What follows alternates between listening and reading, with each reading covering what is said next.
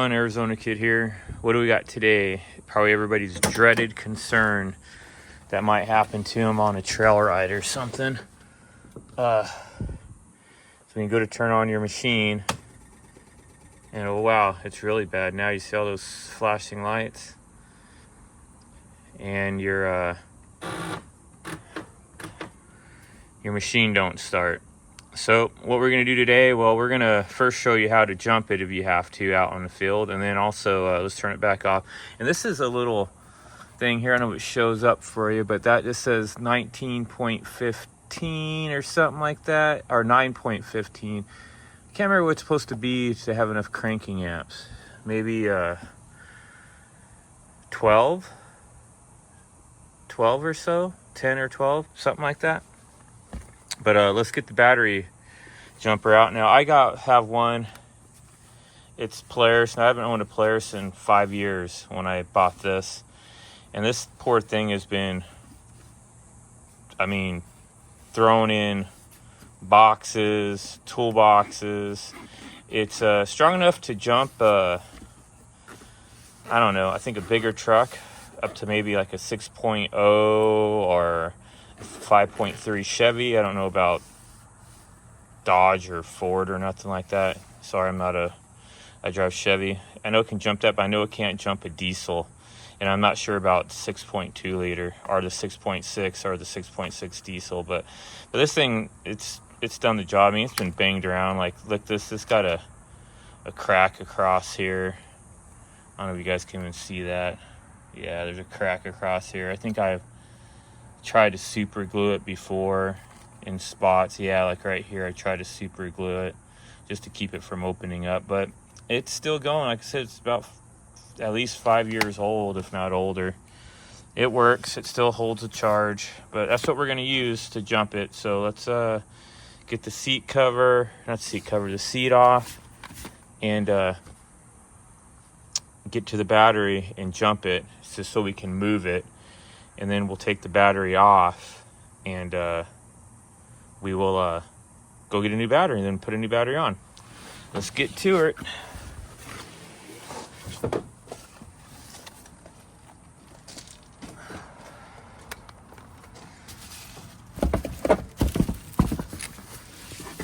You guys haven't seen the video on this new seat cover. Nothing was wrong with my seat. You guys should go check it out. It's a pretty nice seat cover. We'll find out better when we go hunting this year with it. There we go. I've had it jump. This battery's been dead for a while. So how old is this machine? This is it 2021? I don't remember.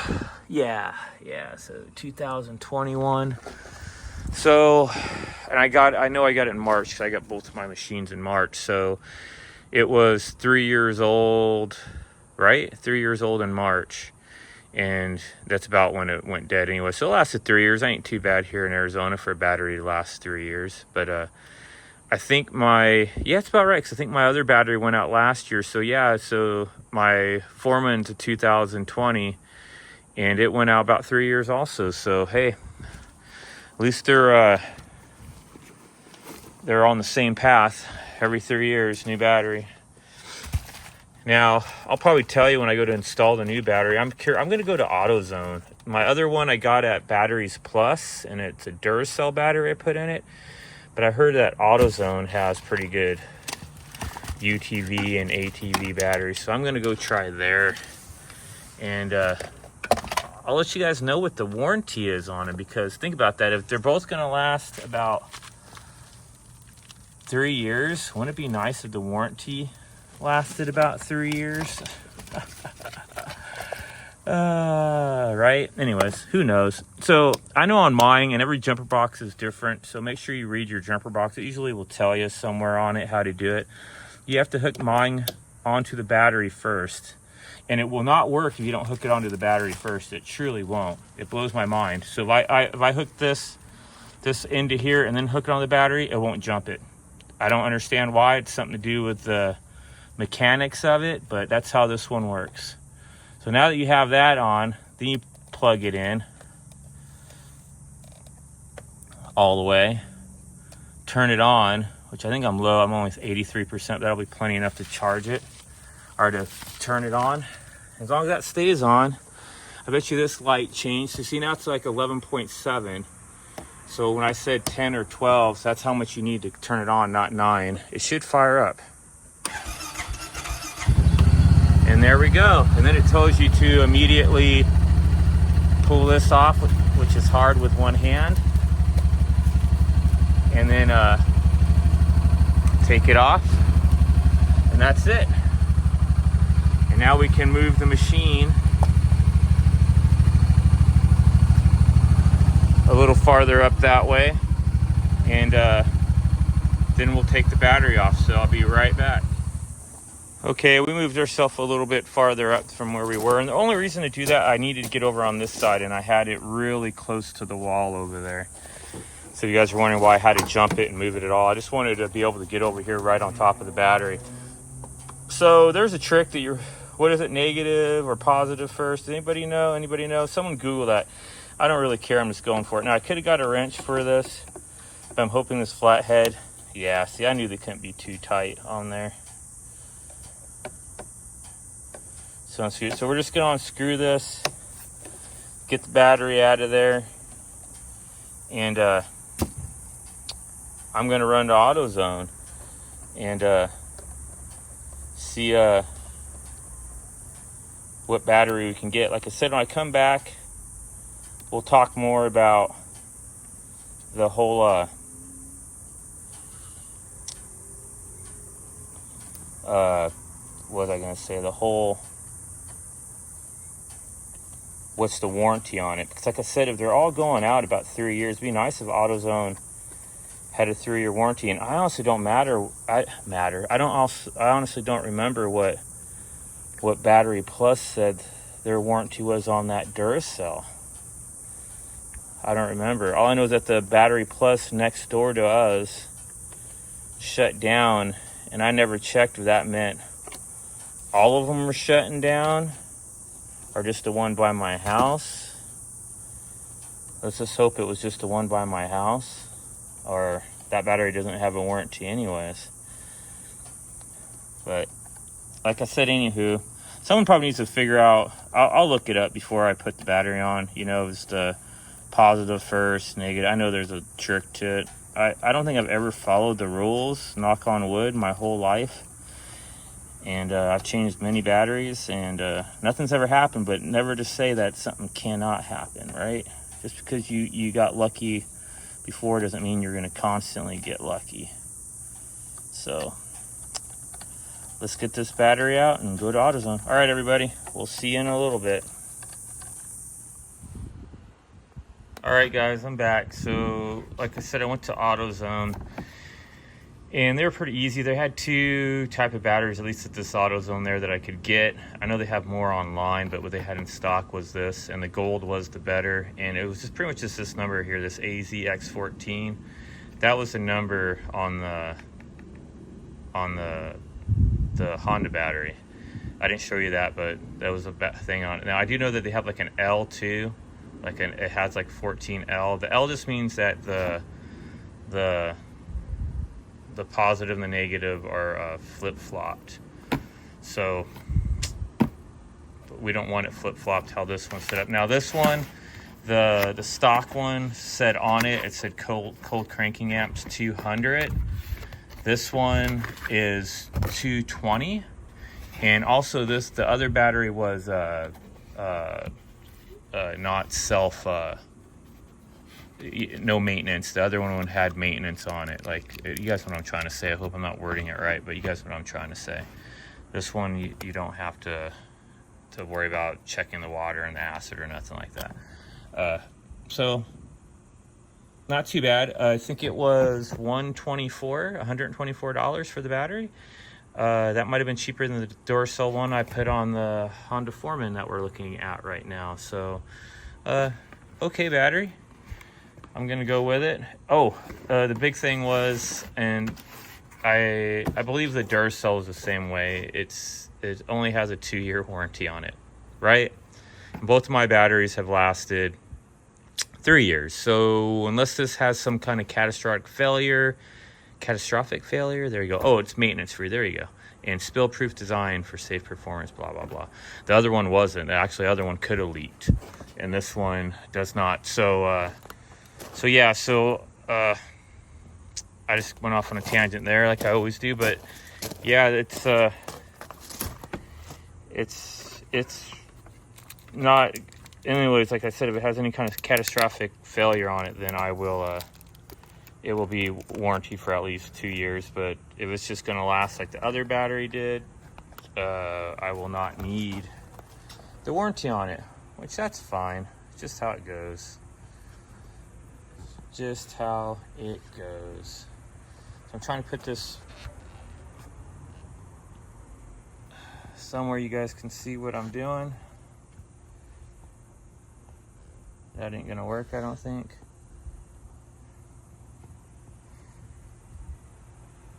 Maybe it will. See if that stays there like that for you. Now, I didn't look up, you're all gonna be screaming watching the video. I did not look up what it said for the positive or negative first. Like I said, knock on wood, I've never had any issues with it. But anywho, let's get this show on the road, huh? Road on the show, road show on the road. Anyway, I'm not doing very good about stumbling on my words today, am I? You guys can't see anything. Can you guys see anything I'm doing? What I'm trying to do is get the little bolts out here without spilling them everywhere. I don't think I've ever seen them come with washers. It's got a little washer on it. Oh, how cute. All right. Positive. Shouldn't be rocking science.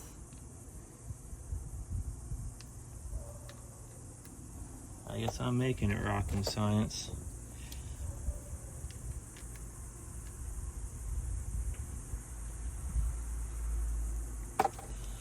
But when I said, oh, that's what I was gonna say. When I said that L earlier, it would flip-flop this to make the positive over there and vice versa. So make sure you look at your battery. Don't just go, oh, that'll work, and then, you know what I'm saying? Then you're doomed from there on out. Yeah, I don't see myself using that washer. I really don't. I think it's just gonna get in the way of all my stuff here. And then of course it's a Phillips screwdriver. Remember when we took it off with its flathead?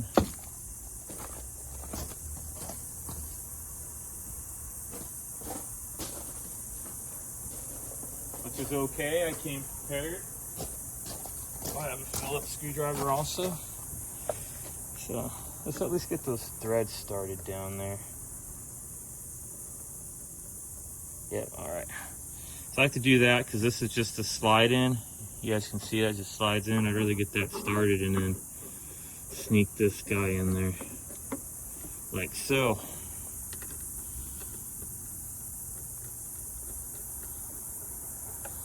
And then crank down on it.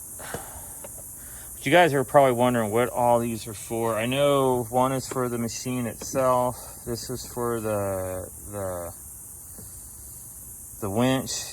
And this little guy, I have no idea what it's for. I don't remember. It might actually be direct to that that charge thing I saw up there, but I don't think so. I don't remember. Isn't that crazy? I don't remember. Maybe it's straight for the lights. It's straight for something. I don't know why I would have had to run another wire here straight unless it called for it. I'd have to actually go back to all my videos or follow this wire and see where it goes to know what that wire's for. But I did that, so I just don't remember what it's for. You guys ever forget before? I did once. Just once, though. Can only forget one time in your life. Oops, grab the wrong tool here.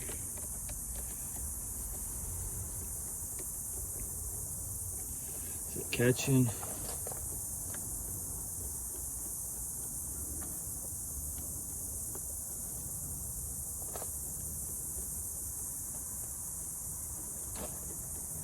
Nope, it is not. I don't know why my thing is all black and sticky. You guys see that? It's like this is all... I wonder what I used this for, and I banged up the end of it really bad.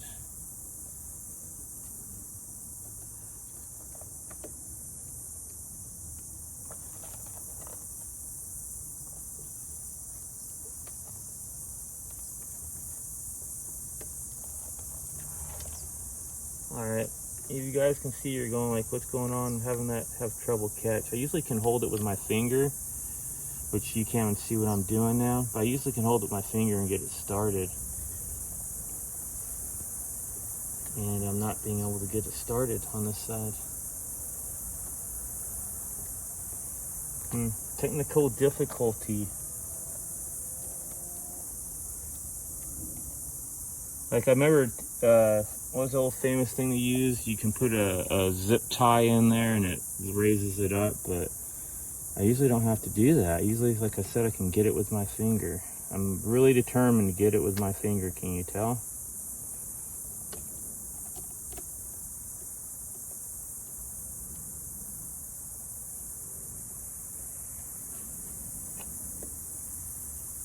I also think I had more room on the positive side to get my finger in there. And this side I don't have any room to get my finger in there. I might have to go get the famous zip tie to do it, to get it started, because I don't think that's going to get it started. Nope, let's go get the famous zip tie after I got my hands all sticky up there. So I probably will fast forward this part, or I'll just pause it and restart it. Alright, I'm back. So the famous zip tie trick, I've had to do this in the past, but I usually have the zip tie already in here before I start doing this, but I should be able to get it in there. So you stick it, which is moving it a little too much. There it is. There's a hole this way. You stick it in that hole.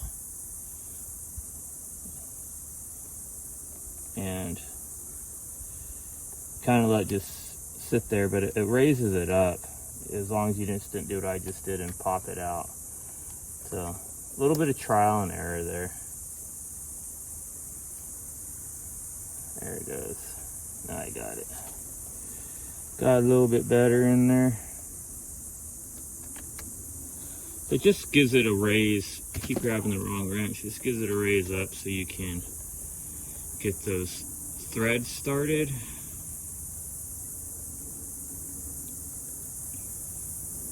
It's still not working apparently.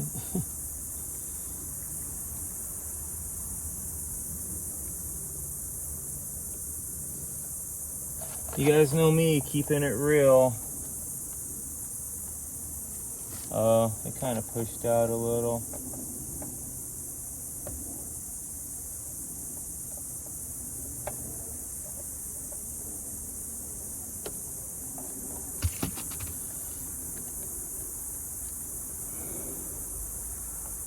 Yeah, there it goes. And then you pull the zip tie out. So it's on there now, but now I back it off a little bit and put that other, squeeze that other positive in there. Or negative, sorry, not positive.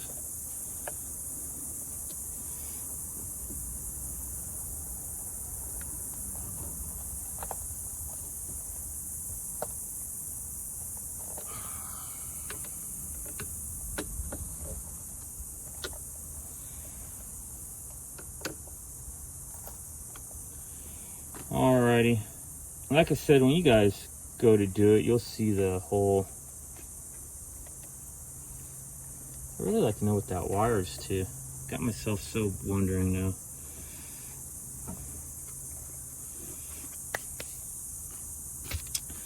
I forgot to put this on. You guys ever forget to do something before? I did just once. Just once. I don't know if it's easier to go this way or go that way.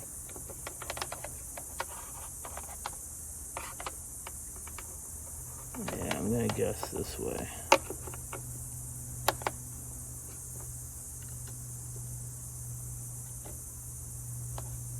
Should have put this on before I put the wires on.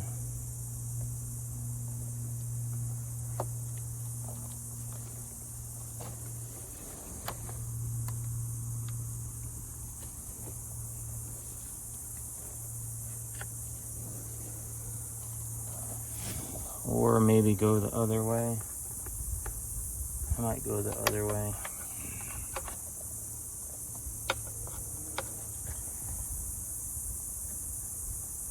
Sure, in the manual it tells you which way to do it. Also, have you guys seen me messing with my screwdriver here? Make sure you're being careful what you're sticking your screwdriver down in, because you don't want to make a cross connection to a wire somewhere, then blow a fuse. Then you'd be really upset that you did that.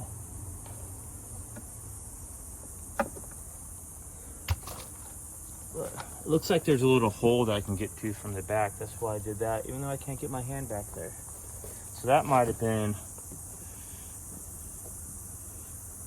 in vain. No, I don't know. Maybe I can push it down with a screwdriver. Help myself get it down there.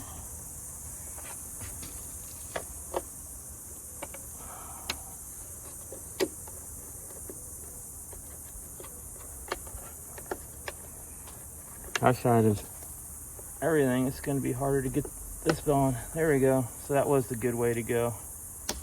There we go. You guys hear that snapping? It's on there. Thank goodness for that, right? The hardest part of it is getting that little strap on. So it should just fire right up. Let's find out real quick. Turn the key. No more flashy. This now says 12.3, which is even more than this was pushing to it. And she fires up now. Yay! Well, everybody, thanks for watching. This is how you change your battery. Like I said, AutoZone. I think it was 124 out the door with the core. I think they took $10 off for the core. This is their gold version. I know they had an acid one like came into it that was lower. Let's turn this off. That was lower than this one. And I don't know how much that one cost, but it probably would have been less. Because this one says no acid needed. The other one, you would have to do acid. But this one has 220 cranking amps. The battery that came off of it had 200. So this has 20 more cranking amps. Like I said, that number is your number right there. That's the number on the battery. That's the number you need for the new one. Maybe they have a platinum one at your store. I have platinum. I would have preferred a platinum, but they didn't have it. But the gold was still better than the regular one. So there you go. About $230 for you to change your battery out in this Honda Pioneer 700 for 2021, which I'm sure is the same size battery for any of the engines that have a 700. And guess what? They all have a 700. So there you go. So anyways, everybody, thanks for watching. Keep the powder dry. God bless. And we'll see you on the next one. Peace.